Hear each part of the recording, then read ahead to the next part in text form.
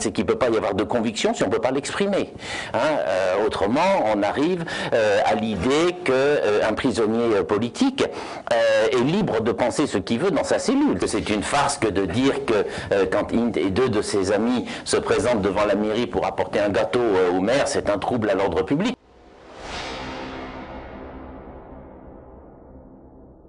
La loi n'est légitime que dans le respect des principes.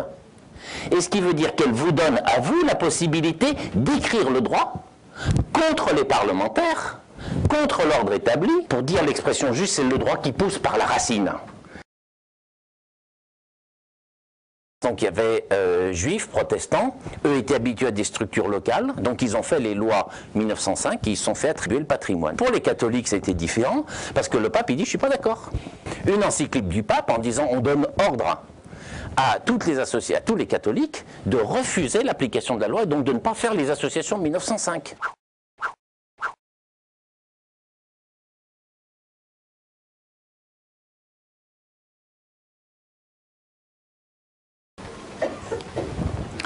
Eh bien, bonjour, rebonjour à toutes et à tous.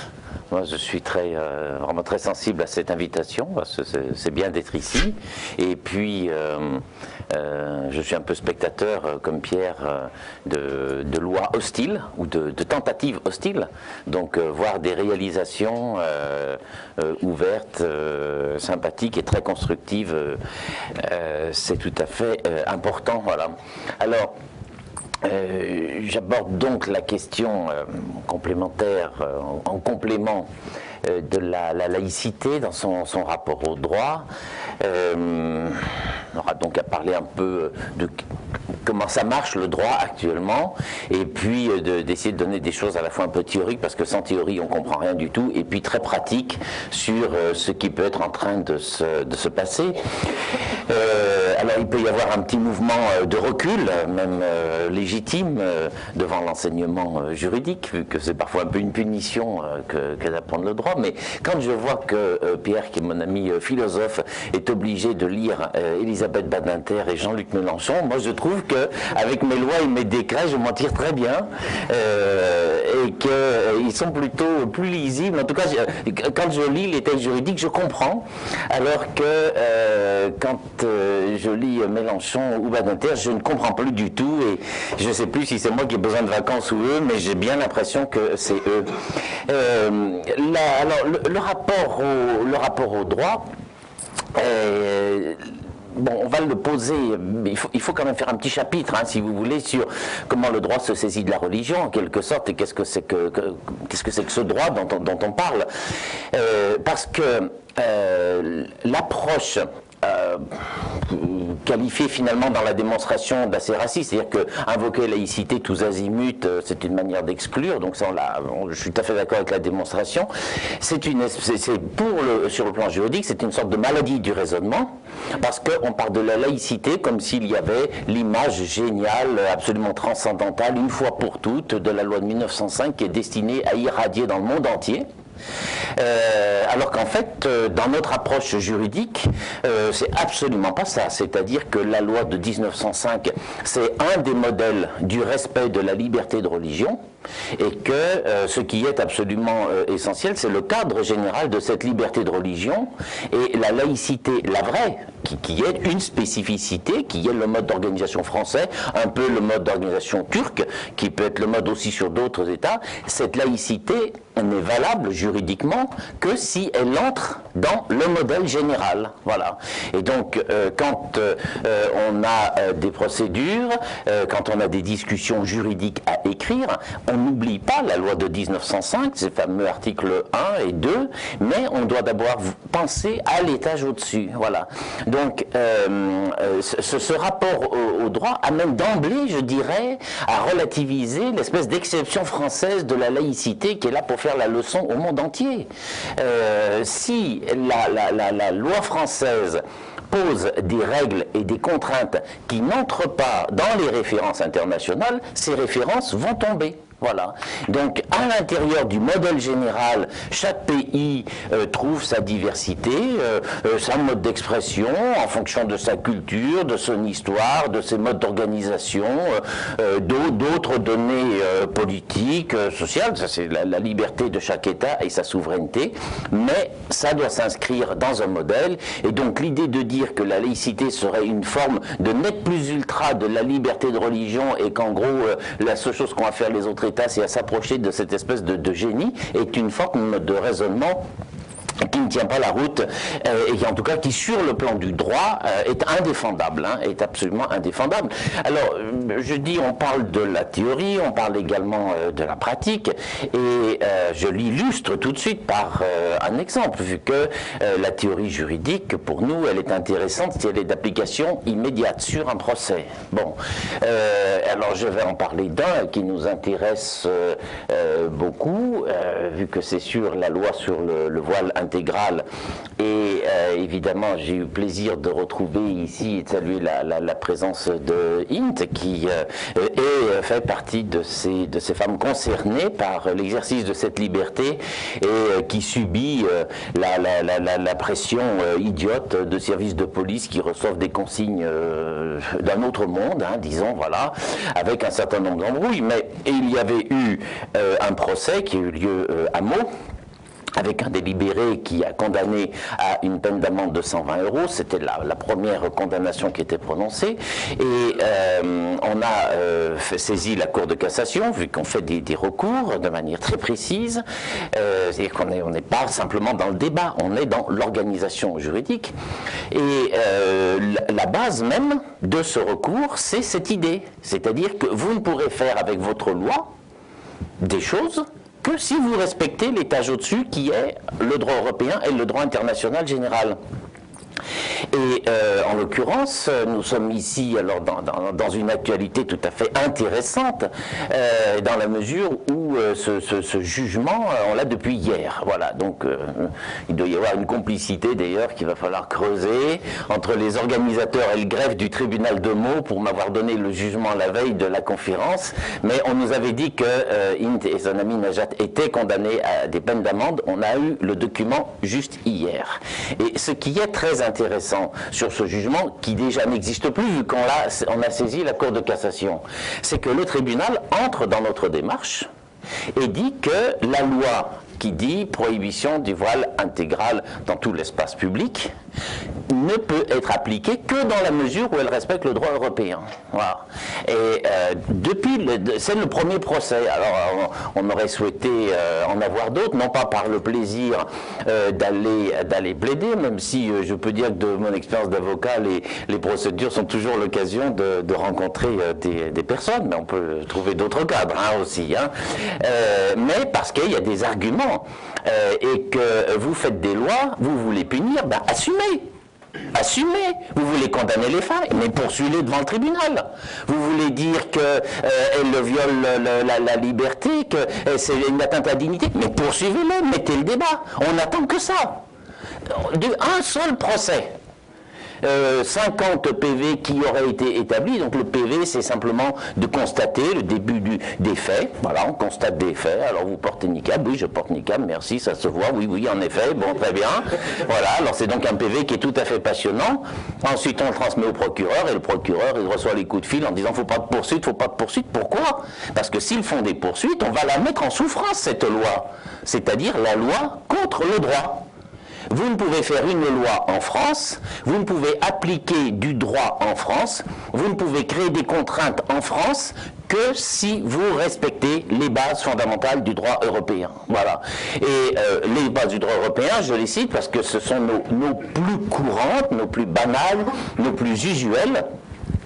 Mais nous attendons, je ne vais pas dire avec un certain désespoir, on va dire même avec un certain espoir, le deuxième procès, si jamais nos vaillants services de police arrivaient à identifier une deuxième femme qui porte le voile intégral pour une deuxième procédure, et pas pour un discours, pour un procès, on les veut pour débattre, et on les mettra en contradiction avec le pacte des droits civils de 1966 qui dit à peu près la même chose que la Convention européenne européenne des droits de l'homme, sur la protection des libertés individuelles, mais qui, au lieu de se placer dans le cadre européen, avec cette cour que finalement tout le monde commence à comprendre, qui est la Cour européenne des droits de l'homme, le place sur le plan des Nations Unies, avec le Comité des droits de l'homme des Nations Unies. Voilà. Donc, on annonce très clairement que sur le prochaine convocation au tribunal, si convocation il y a, mais je pense quand même pas qu'ils font une loi pour un seul procès.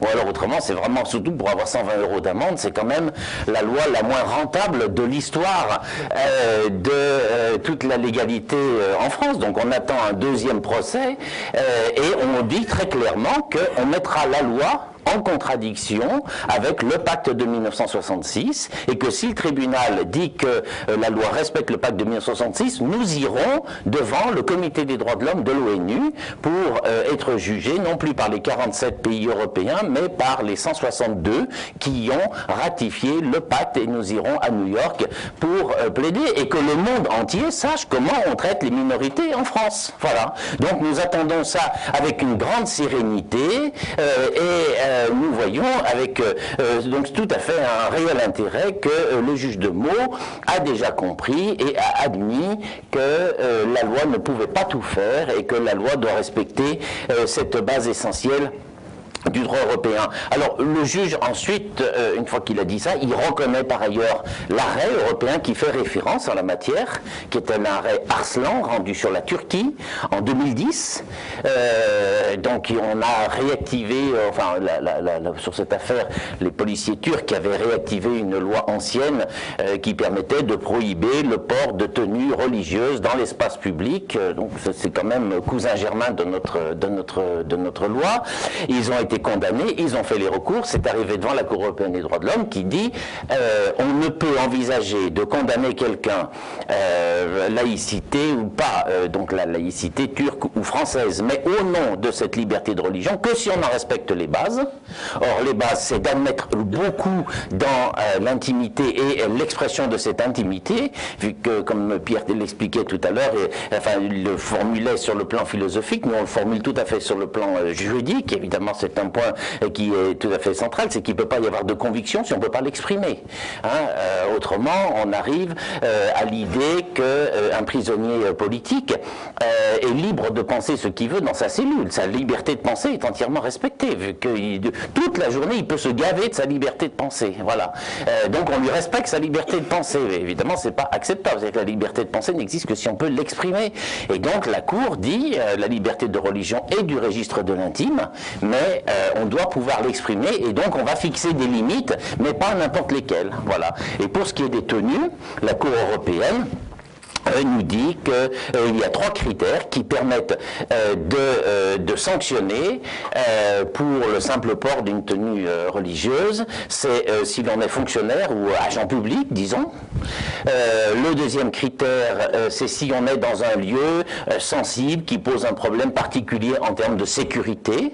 Donc, par exemple, rentrer dans une banque, voilà, pose objectivement un problème de sécurité particulier. Et puis, le troisième aspect, c'est s'il y a trouble à l'ordre public. Voilà. Mais trouble à l'ordre public, entendu, non pas comme un slogan, mais comme une vue de l'esprit de Mélenchon ou de Badinter, mais comme la réalité juridique de ce qu'est le trouble à l'ordre public, c'est-à-dire une gêne effective, des pressions sur les personnes, voire des menaces, et avec une condition telle que la police n'arrive pas trop à le maintenir. Voilà. Donc si on a ces critères-là, on peut envisager de sanctionner si on ne l'a pas. Et le juge, dans son jugement, reprend ces 3 critères pour dire qu'effectivement Int n'est pas fonctionnaire, donc on ne peut pas la condamner sur ce plan, dit ensuite qu'elle n'est pas dans un lieu qui pose un problème particulier de sécurité, vu qu'elle était devant la mairie de Meaux, bon. Mais le juge va inventer qu'en fait elle faisait une manifestation, voilà, et que cette manifestation, elles étaient 4 ou 3 en train de porter un gâteau à l'amande au joyeux maire de cette ville pour lui fêter le premier anniversaire de la loi, et donc c'était donc une manifestation qui menaçait l'ordre public, nous dit le tribunal. Donc c'est une farce. On a bien compris que c'est une farce que de dire que quand Int et 2 de ses amis se présentent devant la mairie pour apporter un gâteau au maire, c'est un trouble à l'ordre public, mais on s'en fiche déjà de ça. Parce que qu'est-ce que l'on note? On note que dès le premier jugement, Le juge nous dit que la loi telle qu'elle a été votée est dans une conception délirante de la laïcité, et qu'on ne peut arriver à la sanctionner que s'il y a ce trouble à l'ordre public. Ce qui veut dire que quand le matin, la maman va à l'école pour amener sa petite fille où il n'y a absolument aucun risque de trouble de quoi que ce soit, vu que c'est sa vie de tous les jours, le premier jugement nous dit déjà que le droit européen impose de mettre à l'écart la loi. Voilà. Ce qui veut dire qu'on va poursuivre, vu qu'on a déjà saisi la Cour de cassation. Vu le type de procédure, il n'y a pas de cour d'appel, enfin je ne rentre pas trop de détails, mais on est devant la Cour de cassation, on a un avocat avec qui on travaille, vu que c'est un mode de fonctionnement assez particulier devant la Cour de cassation, et à la Cour de cassation, on va lui dire exactement la même chose. Le droit européen l'emporte sur la loi, donc la loi doit respecter le droit européen. Et les conceptions anti-religieuses du moment se heurtent à une réalité qui est la protection de la liberté de religion selon le modèle européen. Voilà. Et ce modèle européen n'a rien d'être une dictature. Parce que quand vous regardez la réalité, le modèle européen, c'est pas la petite Europe, enfin qui est déjà grande, hein, de ce qu'on appelle la communauté, l'Union européenne, avec les 27 États, je crois. C'est 47. C'est-à-dire qu'il y a deux Europes, hein, je ne vous fais pas le cours, mais on a l'Europe économique, ce qu'on appelait le marché commun, qui est devenu communauté européenne, avec la Commission, Bruxelles, etc., etc. Et puis il y a une autre Europe qui s'appelle le Conseil de l'Europe, qui regroupe 47 États, et c'est au sein du Conseil de l'Europe qu'il y a la Convention européenne et la Cour européenne des droits de l'homme. Ce qui explique qu'on a un pays comme la Turquie, hein, dont Sarkozy n'a toujours pas compris qu'elle faisait partie de l'Europe. Donc il va falloir lui écrire pour lui dire que la Turquie est fondateur du Conseil de l'Europe depuis 1949, et ce qui explique qu'elle est soumise à la juridiction de la Cour européenne des droits de l'homme. La Russie également en fait partie, et nombre de pays. Qu'est-ce que dit la Convention européenne des droits de l'homme? La Convention européenne des droits de l'homme nous dit qu'il y a une référence générale sur qu'est-ce que c'est que la liberté de religion. Et à partir de cette référence, on va l'adapter à chacun. Alors ce texte de référence, c'est l'article 9.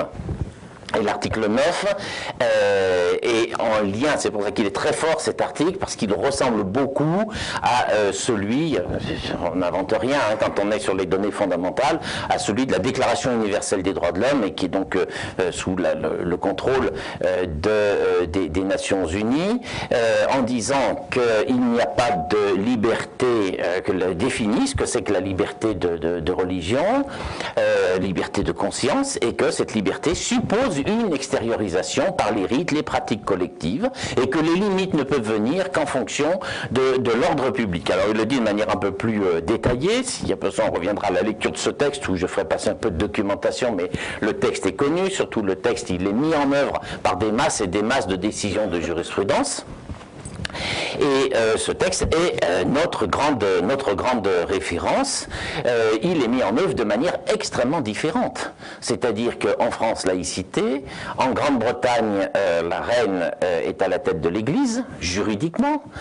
Vous prenez les pays scandinaves qui sont sous le modèle de l'article 9, les ecclésiastiques sont des fonctionnaires. L'Espagne a une tradition juridique sur le plan religieux, l'Italie une autre, la Turquie est encore autre chose, la Grèce avait une religion d'État qui était la religion catholique jusqu'il y a encore peu de temps, et elle a dû évoluer sur ce point. Donc l'idée que la laïcité française s'imposerait aux autres, c'est du colonialisme pur et simple. Vu que la seule réalité juridique, c'est que la laïcité française peut être un mode particulier d'expression de ce modèle commun qui est l'article 9 de la Déclaration des droits de l'homme, qui s'inscrit donc dans toute cette diversité. Deuxième aspect sur ce droit que le juge commence à prendre en compte, c'est que vous devez, en tant qu'animateur, que membre, que musulman, que citoyen, qu'animateur de la vie sociale, sortir d'une idée qui, je sais, est encore très forte. Je ne vous connais pas assez pour dire que c'est celle de l'un ou de l'autre, mais je sais qu'elle est socialement très forte, que le droit est un outil de domination. Bon, le droit peut très clairement être un outil de domination, et il l'est. Ce qui veut dire que quand j'ai besoin de faire passer une mesure injuste, il suffit que j'en fasse une loi, et mon injustice devient légale.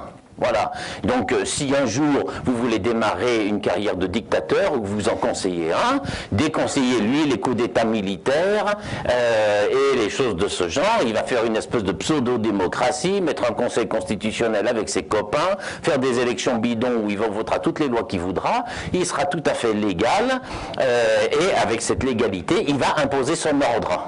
Bon, donc la loi comme outil de l'ordre, c'est entièrement établi. Mais en même temps, dans une société telle que la nôtre, la loi, c'est autant d'outils, de procédés, de moyens qui sont mis à la disposition des individus et des personnes pour faire reconnaître leurs droits. C'est-à-dire que le législateur cherche à faire passer l'ordre établi par des lois de plus en plus inquisitoriales, de plus en plus directives, de plus en plus contrôle. Et sur ce plan, c'est vrai que la loi NICAB est quand même très forte, parce que c'est la première fois qu'on fait une loi qui vise un but quand même assez hypothétique, c'est-à-dire qu'il n'y a aucun trouble à l'ordre public. La question ne s'est jamais posée nulle part. Hein. Il n'y a jamais eu une crise pour dire on a eu un problème ici. Donc en fait, on crée déjà une loi pour un problème qui n'existe pas, qui concerne exclusivement la vie privée de la personne, et en plus on le pénalise. Voilà. Donc c'est un modèle qui est tout à fait exceptionnel. Donc le législateur peut faire ce type de loi, mais il doit comprendre, et vous aussi vous devez être convaincu de cela, que quand il y a une loi de ce type, en même temps qu'elle crée ce qu'il faut bien appeler une répression des idées et des comportements, cette loi donne les moyens de s'en saisir pour faire valoir ses droits en puisant notamment dans les droits supérieurs, voilà, et dans le droit européen ou dans le droit international. Il y a de ça 20 ou 30 ans, c'était la loi votée, c'était fini, on appliquait la loi. Maintenant, comprenez, chers amis, que ce n'est plus comme ça que ça se passe. La loi votée, c'est une aventure qui démarre, parce que à partir de cette loi, on va la confronter au principe du droit. C'est-à-dire qu'on a cette expression qui est de dire que la loi n'est légitime que dans le respect des principes.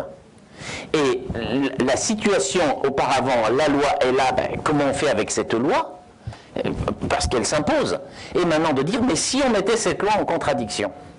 Et donc, l'opposition à la loi, qui aurait pu être simplement politique, sociologique, du débat d'idées, devient maintenant une donnée juridique précise, et ce qui veut dire qu'elle vous donne à vous la possibilité d'écrire le droit contre les parlementaires, contre l'ordre établi, en puisant dans les idées les plus profondes et les plus nobles des libertés fondamentales.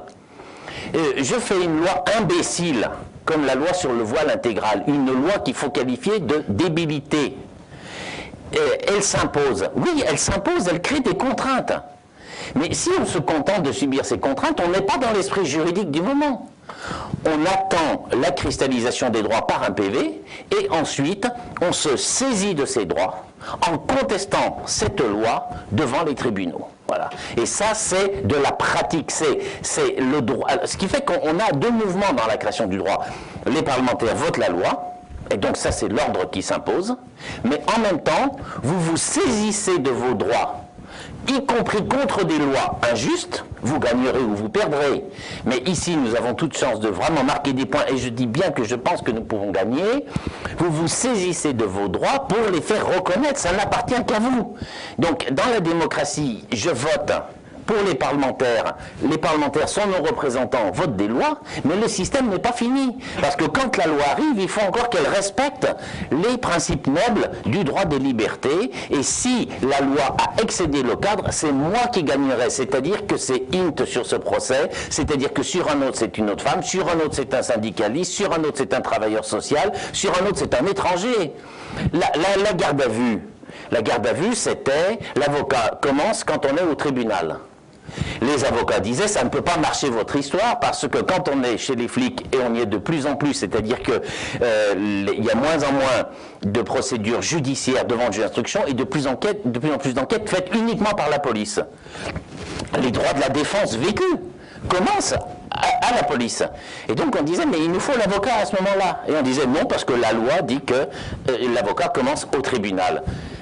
on a inversé le système grâce à un magnifique arrêt de la Cour de cassation récent du mois de juillet 2011, où la Cour de cassation dit, quand il y a une règle européenne précise qui existe, elle s'impose, y compris contre la loi. Bon. Et donc, du jour au lendemain, le droit européen disant que l'avocat devait prendre place dès que l'accusation commence, c'est-à-dire en garde à vue, du jour au lendemain, les avocats arrivent en garde à vue. Cette affaire, on la doit à qui? On la doit à une femme à qui je dois rendre hommage aujourd'hui, qui est une femme comorienne sans papier, débarquée en France à travers une aventure, je ne sais pas laquelle, qui s'est retrouvée convoquée, arrêtée et mise en garde à vue, qui a demandé un avocat, qui n'a pas pu l'avoir et qui a fait l'aide judiciaire et qui a monté tous ses recours. Et c'est grâce à cette femme que le système s'inverse. Donc c'est l'idée du droit le plus fort, si vous voulez. Parce que, pour dire l'expression juste, c'est le droit qui pousse par la racine. C'est-à-dire, ce n'est pas un droit qu'on vous octroie, ce n'est pas un droit qu'on impose, c'est le droit dont vous vous saisissez et vous dites j'ai la conviction, j'ai l'argument juridique, donc on va le faire et on va mettre la loi en contradiction. Voilà. Donc, abordons la question de la laïcité, abordons la question de la liberté de religion, mais sous un angle dynamique du droit, et particulièrement avec des personnes comme vous qui se sentent suffisamment impliquées pour venir se prendre la tête un samedi après-midi sur ces questions, ce qu'évidemment je ne peux que saluer. Alors, la religion ensuite, dans ce mécanisme-là, c'est-à-dire que déjà, je pense que si on en restait là, vous devez débarrasser l'esprit de l'idée que la loi vous dit que, voilà. La loi dit des choses, mais la loi doit respecter le droit, et le droit a un message qui est beaucoup plus fort. Bon. Alors, quelle est l'idée ? Quels sont les textes? Il y a l'article, les textes, alors je vous ai cité l'article 9 de la Convention européenne des droits de l'homme.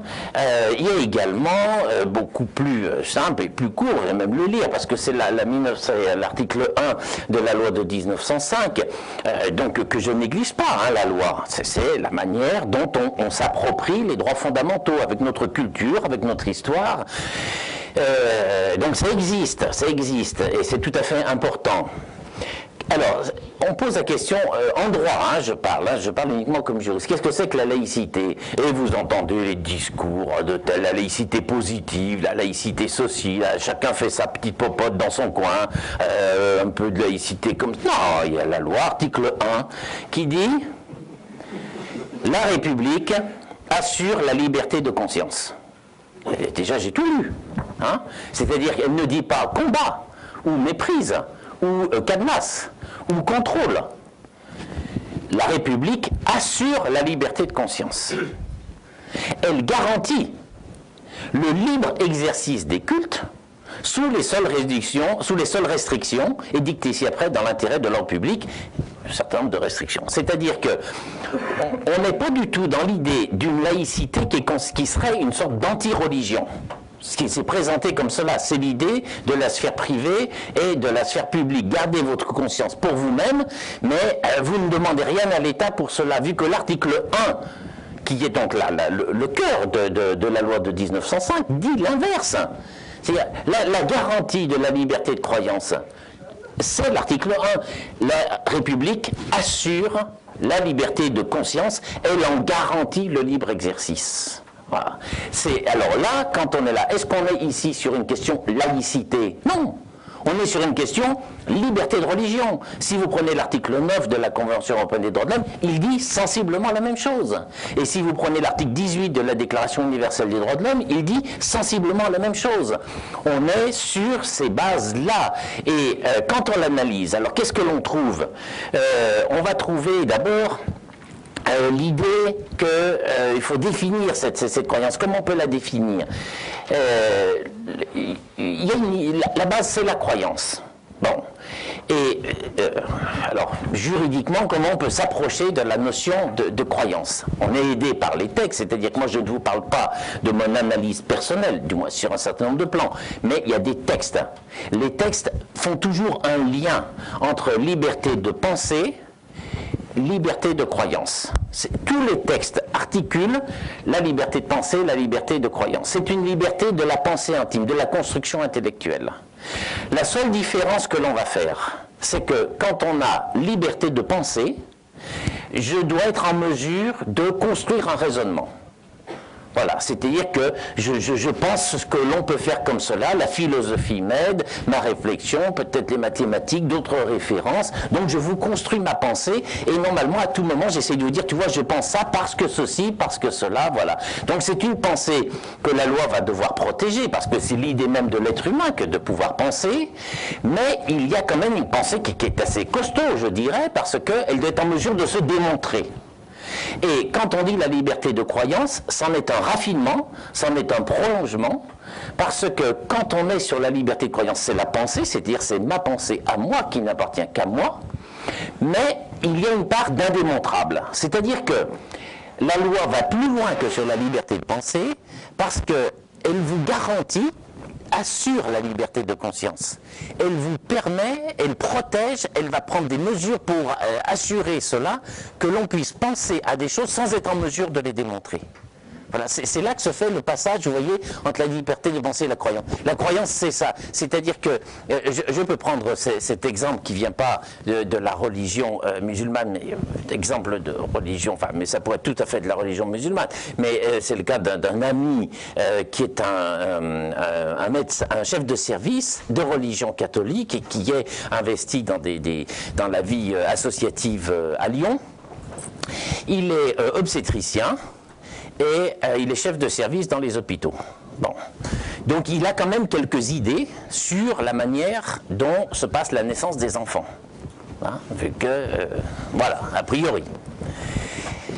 Et ça, c'est sa pensée. C'est-à-dire que quand il est nommé comme expert sur un dossier ou qu'il organise son service, il explique ce qu'il fait par rapport à une pensée. Mais à côté de cette pensée, il a une autre dimension de sa réflexion qui est sa conscience, qui est sa croyance, qui fait qu'il croit à la Sainte Vierge. Bon. Et personne ne va lui dire, mais comment est-ce que toi, qui es chef de service de gynéco-obstétrique CHU, tu peux accepter, parce que ce sont deux choses qui sont de nature différente, et parce que justement, la loi est là pour dire, sur cette liberté de conscience, on va accepter de pousser la protection jusqu'à la personne dise, je crois cela, et bien du moment que vous me dites, vous le croyez, ça s'impose à moi. Je suis, avec la liberté de croyance, je suis, moi, extérieur, je dois m'interdire, si je veux respecter la liberté de religion, je dois m'interdire toute appréciation de la qualité ou de la pertinence de votre croyance. Si je ne fais pas, c'est-à-dire que si je rentre sur un registre en disant que le foulard c'est l'atteinte à la dignité, je viole l'article 1, je viole l'idée même de la conscience. On a une jurisprudence très précise qui concerne les témoins de Jéhovah. Les témoins de Jéhovah vivent avec une foi extrêmement forte et précise sur un certain nombre de domaines, dont celui, vous connaissez, des transfusions sanguines. C'est-à-dire que pour eux, une transfusion, quand il y a un grand problème aigu pour les soins, ou même exotransfusion, c'est-à-dire son propre sang, le fait que le sang soit sorti du corps, interdit l'accès à la vie éternelle. C'est leur croyance qui est extrêmement forte. Bon. Et moi, je suis médecin à l'hôpital, et cet homme va peut-être être en train de mourir si je ne peux pas le transfuser. Bon. Eh bien, je vais essayer de résoudre la question. Je vais user de toute ma conviction. On verra jusqu'où peut-être peut aller la loi. Mais en tout cas, je ne peux pas me permettre de dire leur croyance est débile. Je ne peux pas me permettre de dire, mais cette croyance, c'est du n'importe quoi. Parce que du moment que c'est une croyance, elle s'impose à moi, et que la loi est là pour demander à tous de faire cet effort que de considérer qu'on protège le raisonnement construit, on protège la construction des idées, mais on protège encore plus celui qui simplement vous dit « je crois ». Voilà. Donc c'est ça que l'on met en cause quand on vient avec ces grosses lois, ce bazar médiatique, ces espèces d'ambassadrices ni putes ni soumises financées par le ministère de l'intégration, voir si on ne peut pas encore un peu intégrer je ne sais où, c'est ça qu'on remet en cause. Donc c'est quand même intellectuellement et sur le plan de la démarche personnelle quelque chose qui est extrêmement grave. Bon, donc voilà la croyance, la conscience, comment on l'apprécie sur le droit. On va la protéger quand elle est partagée. C'est la seule chose qui est demandée.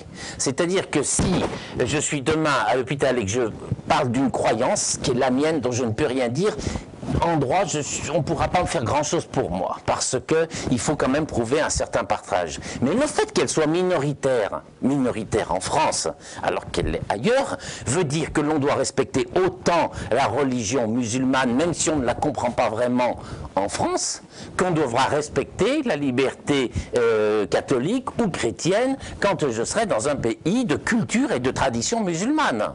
Hein?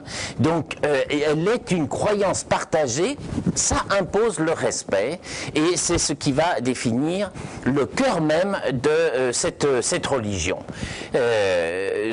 Deuxième élément dans cette analyse juridique de la liberté de religion, c'est que c'est intime, dont je ne dois en droit. Moi, je ne suis pas théologien, je ne suis pas imam, je ne suis pas prêtre non plus.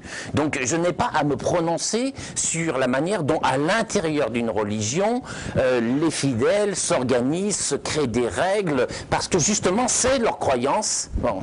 Ce qui est certain, c'est que je dois pouvoir garantir la libre expression de cet intime. Par le plus simple, ce sont les rites collectifs, mais également tout ce qui concerne la vie de tous les jours et l'expression publique de ces croyances intimes sont des éléments indissociables de l'idée même de croyance. C'est-à-dire que sur une juste définition de la liberté de religion, elle existe dans sa confrontation à la vie sociale, et c'est ce que nous disait Pierre tout à l'heure, c'est-à-dire que c'est simplement parce qu'elle peut vivre, s'exprimer, qu'elle peut être reconnue, et donc le rôle du droit est de permettre cela. Voilà. Bon. Alors il peut y avoir dans la religion des domaines qui sont de nature à rester totalement intimes, et c'est évidemment la prière, à commencer par cela. Bon. Mais si un groupe religieux, par ses croyances partagées, justifie, se fixe comme règle à lui, moi je suis extérieur, je n'ai pas à dire si c'est une bonne ou une mauvaise manière de faire, par ses règles à lui, qu'il y a telle habitude, qu'il y a telle manière de faire, qu'il y a telle contrainte de calendrier, qu'il y a telle manifestation extérieure, mon rôle est d'assurer l'extériorisation de cela. Et ça, la loi l'a toujours fait. C'est-à-dire qu'on n'est pas du tout sur une découverte, parce que, voilà les musulmans qui arrivent, on pensait que avec l'Algérie, ils restaient chez eux, on se les retrouve ici, on est perdu. Non. De tout temps, on reste sur ce même modèle. Pourquoi? Parce que l'islam, du point de vue du droit, répond au modèle de la liberté de religion, comme il en est de toutes les libertés de religion, de toutes les religions, vu que, du point de vue public, du point de vue du droit, je n'ai pas à qualifier les croyances. Alors en France, on est à peu près habitué, c'est les grandes religions monothéistes, mais quand je vais aux États-Unis, que je vois cette diversité religieuse, je suis perdu. Et quand je vais en Inde, et je vois des religions, mais je ne sais même pas ce que c'est. Donc, le point de vue juridique de ce point de vue-là est rassurant. C'est-à-dire que je n'ai pas à les qualifier, ces croyances, elles sont là. Simplement, il faut qu'elles puissent s'exprimer. Et on le trouve. On trouve dans la loi de 1905 cette question. Je vous ai dit, la République garantit le libre exercice des cultes. Ça, c'est article 1 de la loi de 1905. L'article 2, on fait un tout petit peu d'histoire ici, mais vous allez voir à quel point c'est éclairant. L'article 2, c'est la République ne reconnaît, ne salarie, ne subventionne aucun culte. En conséquence, à partir du 1er janvier qui suivra la promulgation de la présente loi, donc c'est loi de 9 décembre 1905, on se donne un an, 1er janvier 1907, toutes les dépenses publiques seront supprimées des budgets de l'État, départements, communes, toutes les dépenses relatives à l'exercice des cultes disparaissent. Voilà. Donc loi 1905, un an pour couper, séparer, et puis ensuite le 1er janvier 1907, vous ferez vos affaires. Voilà, c'est ce que disait la loi. Qu'est-ce qui arrive? Le mécanisme était en fait essentiellement... Alors ça fonctionnait pour le clergé, qui était fonctionnaire, qui est devenu privé, mais pour le bâtiment... essentiel, question fondamentale qu'on retrouve pour les mosquées, mais qui était celle des édifices cultuels, dans des églises, des cathédrales, se met en place le système dès le vote de la loi en disant créer des associations en 1905, et avec ces associations de 1905, dans le cadre de l'article 2, je vous donne l'église. Je voulais la cathédrale, je vous la donne. La seule chose, faites-moi une association en 1905, parce qu'à partir du 1er janvier 1907, on sera complètement séparés, on n'aura plus aucun rapport, c'était le fantasme de la loi. Bon. Et qu'est-ce qui s'est passé? Il y avait donc il y avait pas la question musulmane ne se posait pas, vu que il y avait une part de République française qui était concernée, c'était l'Algérie essentiellement, le Maroc aussi, d'une certaine manière Tunisie, mais un article de la loi, on glorifie cette loi hein, en disant que c'est le vaccin absolu, c'est ça. Il y avait quand même dans le vaccin l'anti-vaccin, vu qu'il était dit que de l'autre côté de la Méditerranée on l'appliquait pas. Hein, voilà, donc c'était quand même une forme de gag, mais enfin c'est quand même très drôle quand on les voit en train d'idolâtrer la loi de 1905, d'abord voter une époque où les hommes, seuls les hommes votaient, hein, alors pour la libération de la femme c'est absolument génial, on l'applique pas en Algérie parce que bon, les musulmans, je ne sais pas ce qu'ils vont en faire, bon voilà. Ceci étant, le problème se pose en France, donc il y avait juifs, protestants, eux étaient habitués à des structures locales, donc ils ont fait les lois 1905, ils se sont fait attribuer le patrimoine. Vous avez les temples, ils appartiennent à des associations, les synagogues aussi. Pour les catholiques c'était différent, parce que le pape il dit je suis pas d'accord. Ah, je ne suis pas d'accord du tout, parce que l'article 1 dit que vous assurez la liberté de conscience. Nous, l'Église, c'est une hiérarchie. Donc il y a le pape, les évêques, et donc vous devez respecter notre organisation interne. Donc c'est hors de question de satelliser l'Église en mettant des lois de 1905 dans tous les coins, et donc d'éliminer mon pouvoir de pape et mon autorité hiérarchique. Voilà.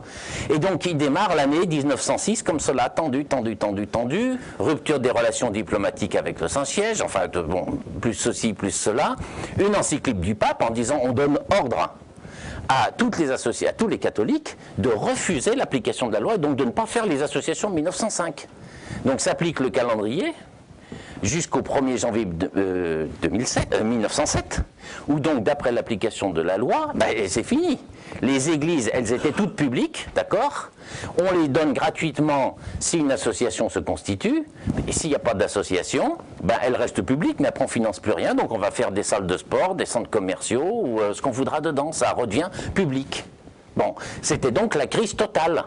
Il y a une période de tension. Bon, et comment on fait? Ben, le législateur, qui était quand même beaucoup plus équilibré que ceux que nous avons maintenant, se dit c'est impossible de faire ça. C'est impossible, parce que l'article 1, plus outre l'article 1, l'idée fondamentale de la liberté de religion, c'est qu'on doit lui permettre d'exercer. On doit lui garantir ce libre exercice. Donc qu'est-ce qu'on a fait? Eh bien, la loi de 1905, on lui a coupé la tête le 1er janvier 1907, c'est-à-dire qu'elle n'a même pas duré un an, et pendant que cette année, elle n'a pas été appliquée.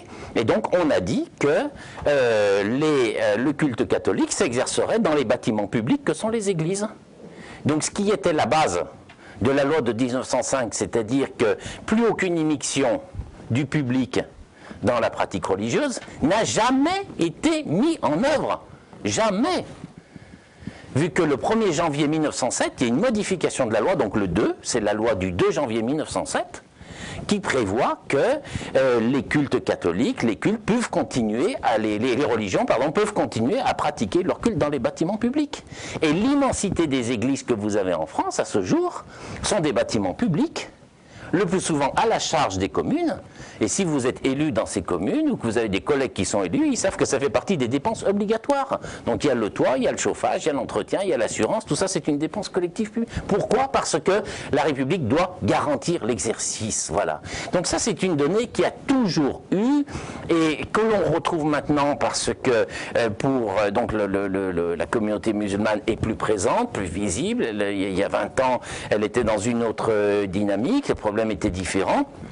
Mais cette question se retrouve entièrement, qui est donc le deuxième point, c'est-à-dire que cette croyance qu'on respecte sans avoir à la qualifier, on doit lui donner les moyens d'exercer de la même manière que le législateur de 1905, voyant qu'il ne pouvait pas appliquer sa loi, ben, il était obligé de remettre le culte catholique dans des bâtiments publics, et c'est resté, et ça a été toujours. Et ensuite, troisième, dernier point sur ce rôle-là, c'est que l'État ne se contente pas de laisser faire. Hein. C'est-à-dire que c'est encore une critique très violente que je fais vis-à-vis de ces diatribes insensées, qui viennent surtout de la gauche d'ailleurs, sur la sphère publique, la sphère privée, sur la tolérance. Bon, mais on n'est pas dans un esprit de tolérance. Pas du tout. Juridiquement, la tolérance, ça veut dire faites ce que vous voulez, je m'en occupe pas. C'est ça la tolérance. La loi, c'est pas ça. La loi, c'est de garantie. ce qui veut dire que la loi doit garantir l'exercice de ces libertés. Alors ça se trouve avec une disposition. On ne peut pas simplement dire, vous voulez être musulman? D'accord. Enfants, venez. Faire des enfants ici, ils sont chez eux? D'accord. Mais alors liberté, vous vous arrangez entre vous, on tolère. Hein? Bon, mais non, non, non, non, ça c'est illégal. État, tu ne te contentes pas de tolérer. État, tu vas permettre l'exercice effectif. Tu vas donner les moyens pour que ça marche. Voilà.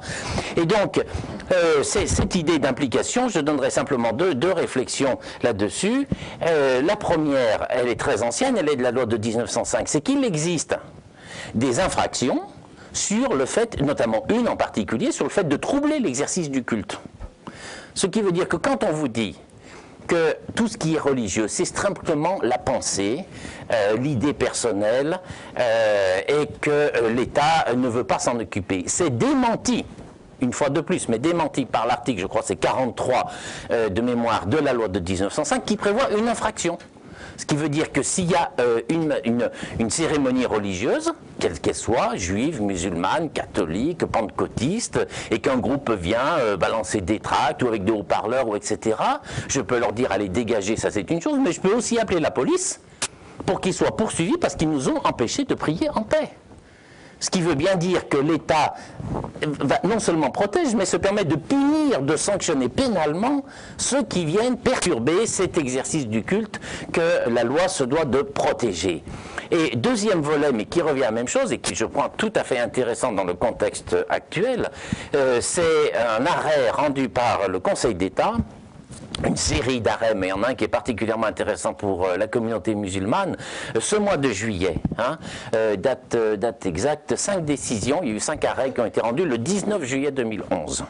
Bon. Le Conseil d'État était saisi de 5 recours délirants, de ce mysticisme laïque.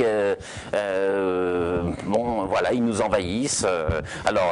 Musulmans nous envahissent, on était au courant, mais d'autres, c'est les catholiques qui envahissent. Enfin, bon, les religions envahissent.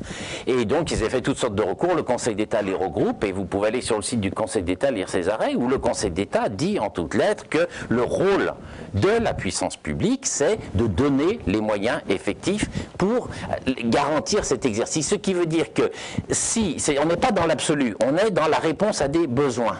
Bon, il y a telle ou telle contrée de notre pays où, par raison sociologique, il y a très peu de musulmans qui habitent. Et ils n'ont pas forcément de quoi demander un lieu pour une mosquée. Mais quand on est dans des secteurs sur lesquels il y a besoin, les grandes villes notamment, la question se pose, que vous connaissez bien, le financement des lieux de mosquée, avec l'idée qui est de dire, ah non, je regrette, mais ça c'est religieux, on ne peut rien faire. Voilà, bon, on entend ça tout le temps, bon.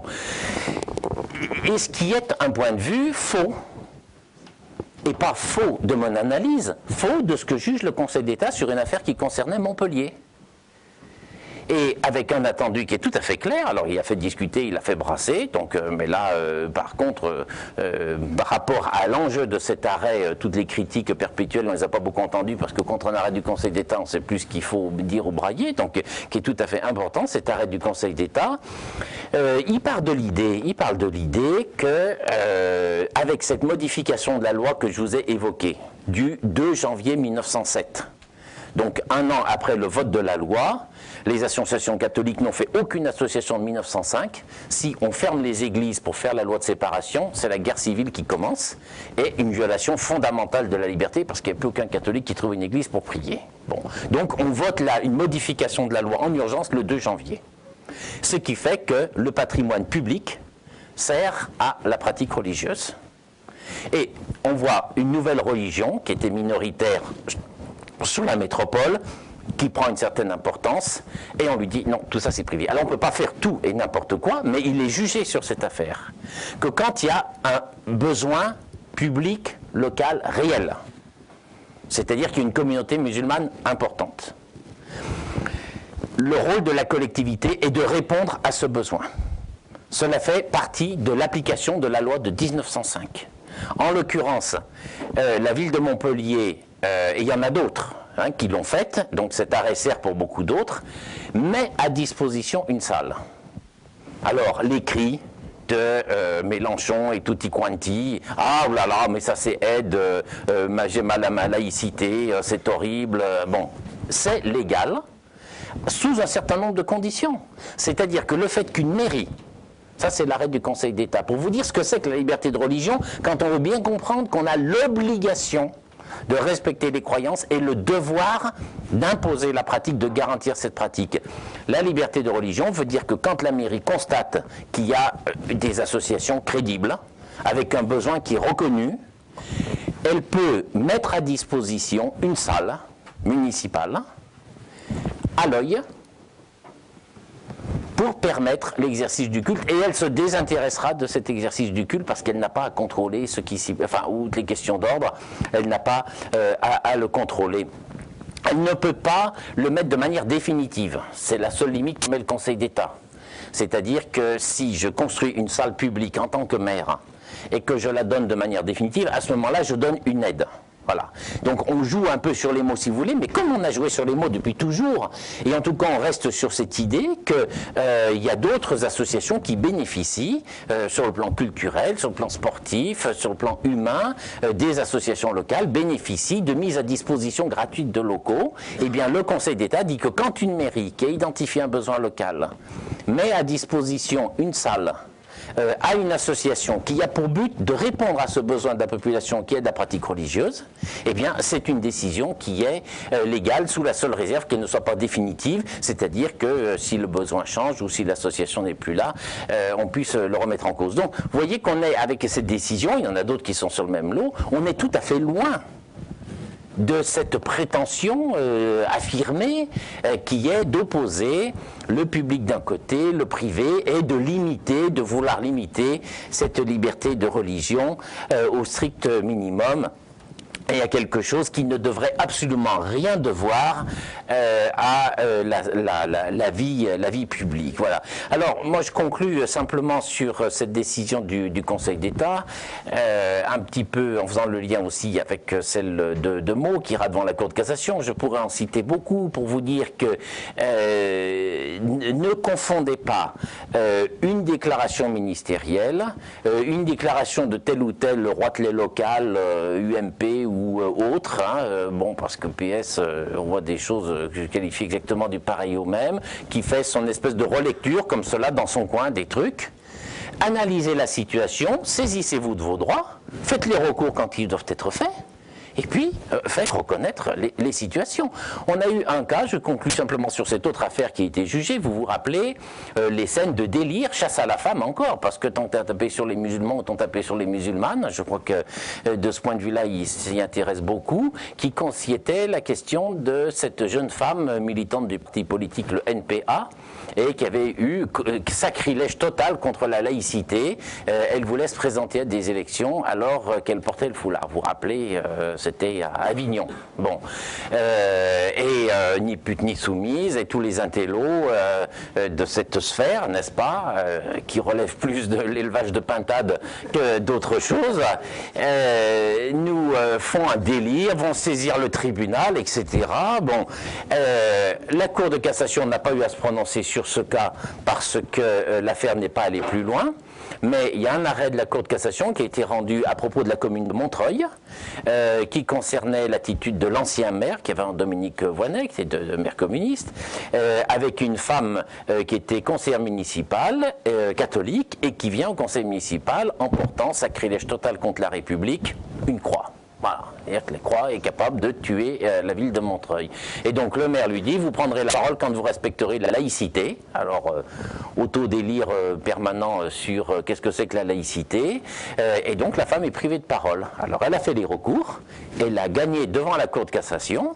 Et donc quand vous voulez vous présenter aux élections, homme ou femme, ou pratiquer, pas pratiquer, mais vivre avec les attributs religieux au sein d'un conseil municipal, vous avez une jurisprudence très précise justice de l'an dernier de la Cour de cassation, disant qu'un élu, soit pour être candidat, soit pour être élu, on ne peut imposer de contraintes qui seraient liées au libre choix de sa religion. Voilà. Donc ce sont des données, vous voyez, certaines, arrêt de la Cour de cassation, arrêt de la Cour européenne des droits de l'homme, arrêt du Conseil d'État. Le véritable droit se situe sur ce registre, et l'une des difficultés permanentes qu'il y a, c'est d'arriver à faire le partage entre cette espèce de propagande laïciste totalement où on confond tout, et puis les réalités juridiques les plus sûres, les plus permanentes, et qui n'ont même pas à se poser la question de dire est-ce qu'il faut qu'elles accueillent l'islam. C'est pas notre problème. Le problème du droit, c'est simplement une liberté de religion. C'est l'islam maintenant, ça sera peut-être une autre dans 15 ans, ça peut être un groupe plus minoritaire, et il n'y a pas d'adaptation à faire, il y a simplement reconnaître le libre exercice des droits. Je vous remercie.